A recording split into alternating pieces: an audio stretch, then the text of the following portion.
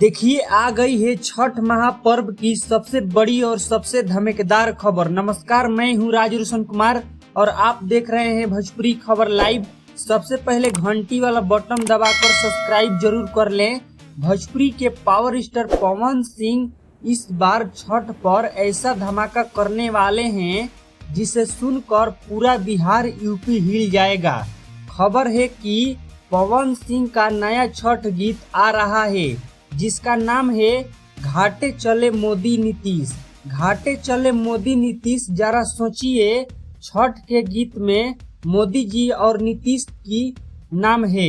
गाना तो रिलीज नहीं हुआ है लेकिन नाम सुनकर ही गर्दा उड़ गया है।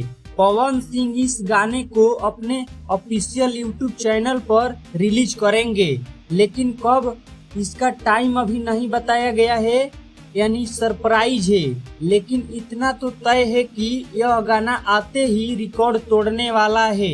इस गाने में क्या राजनीतिक होगी, सिर्फ यह सामान होगी, इसका पता गाना आने के बाद ही चलेगा। तो तैयार हो जाइए छठ की तैयारी और पवन सिंह के इस तूफानी गीत का इंतजार। आपको क्या लगता है, पवन सिंह इस गाने से क्या बड़ा संदेश देंगे? क्या यह गाना सबसे बड़ा छठ गीत बनेगा? अपनी राय कमेंट में जरूर बताइए। बने रहिए भोजपुरी खबर लाइव के साथ। जय भोजपुरी।